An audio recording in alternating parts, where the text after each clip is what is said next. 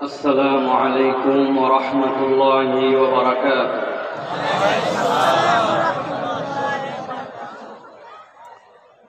إن الحمد لله نحمده ونستعينه ونستغفره ونؤمن به ونتوكل عليه ونعوذ بالله من شرور أنفسنا ومن سيئات أعمالنا.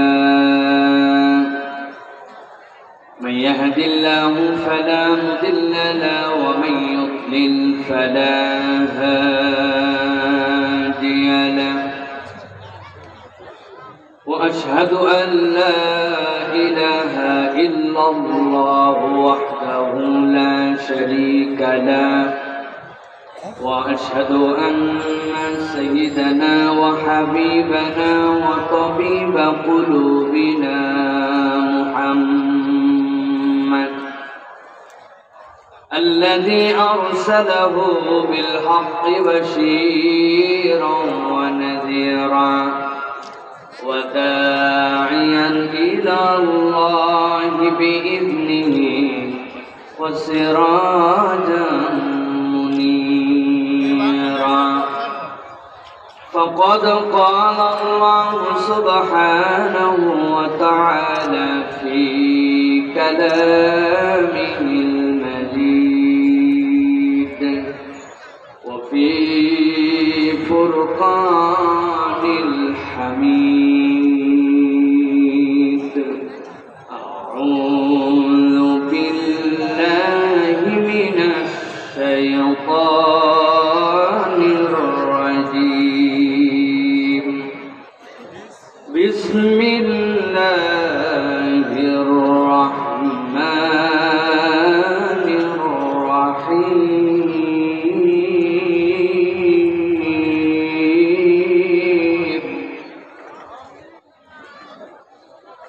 ومن يرتد منكم عن دينه فيمت وهو كافر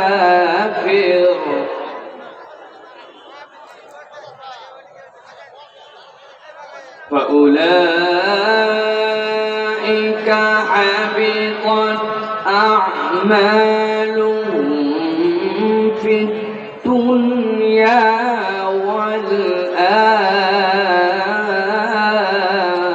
والآخرة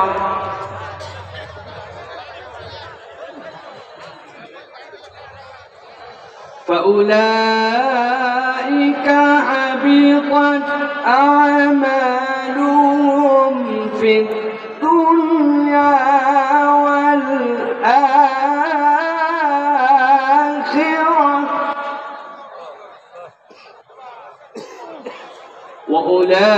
وأولئك أصحاب النار هم فيها خالدون.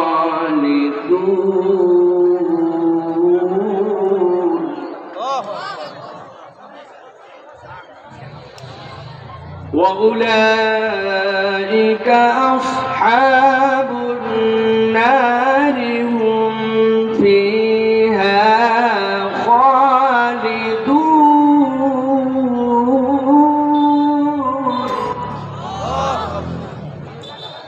وقال الله سبحانه وتعالى آمرا ومخبرا إن الله وملائكته يصلون على النبي يا أيها الذين آمنوا صلوا عليه وسلموا تسليما.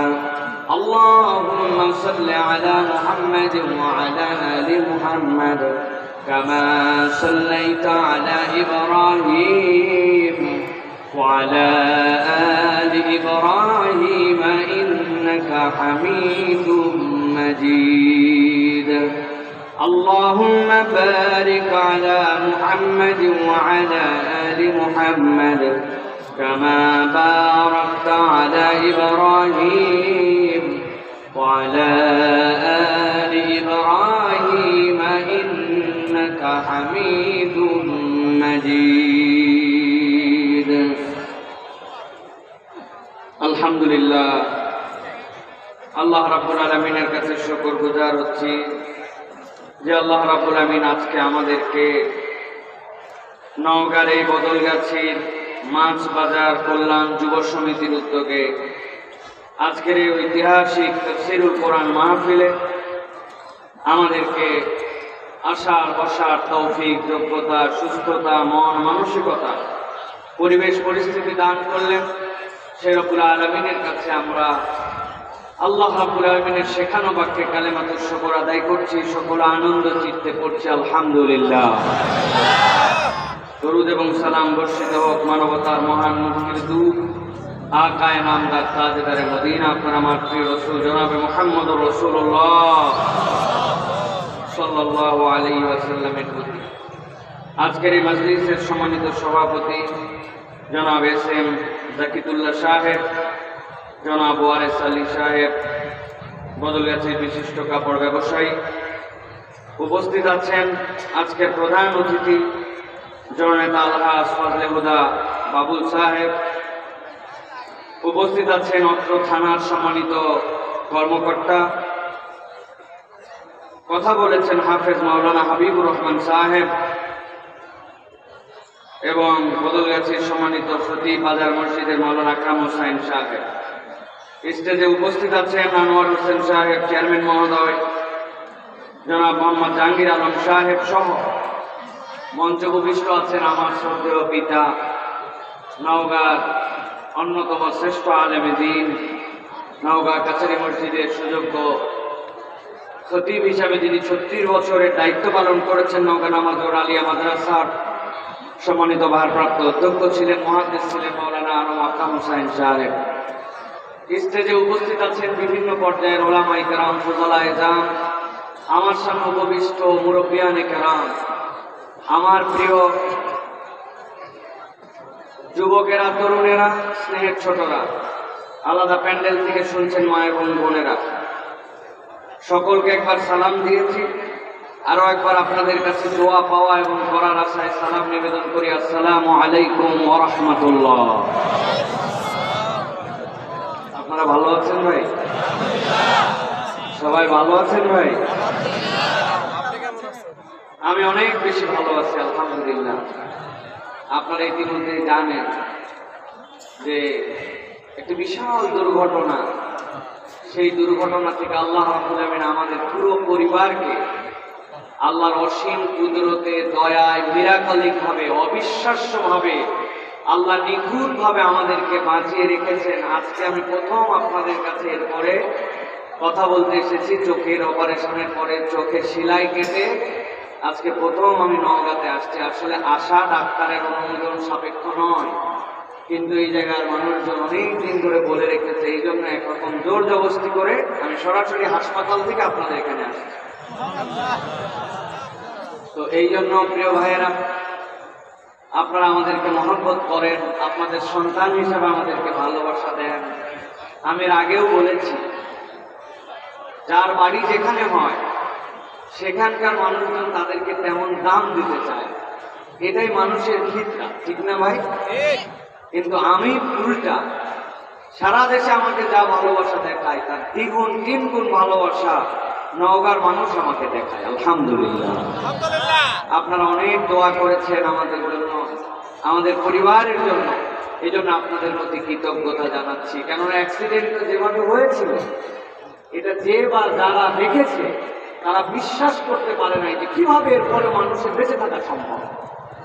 একটা দাঁড়ানো গাড়ি, পেছন থেকে একটা মুরগি ট্রাক 100 মাইল বেগে এসে মারছে, মারার পরে পেছনেরটা পুরা বস্তায়া, এরপরে সামনে গাড়ি দৌড়ে যে এক বাসের নিচে ঢুকে গেছে, ঢুকে দেওয়ার পরে বাসারা আবার দাবড়ায় চলে গেছে, এরপরে গাড়ি উঁচু হয়ে পাশে বাড়ি খেয়ে রয়ে গেছে।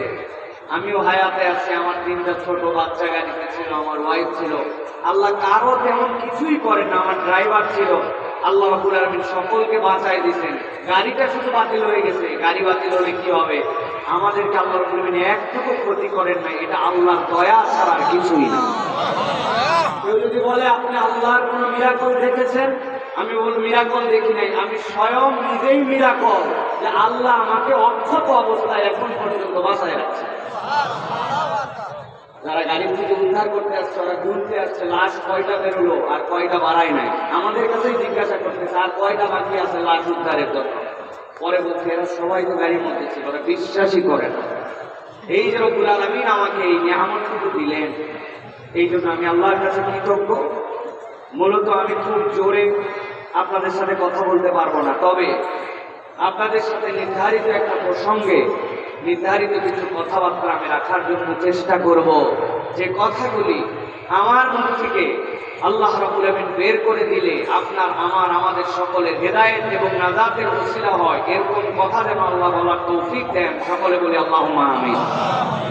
ভাইজানেরা, আমি ডান পাশে অনেক কথা শুনছি, পেছনে কথা শুনছি, এখন আর কারো কোনো কথা কিন্তু শুনতে চাই।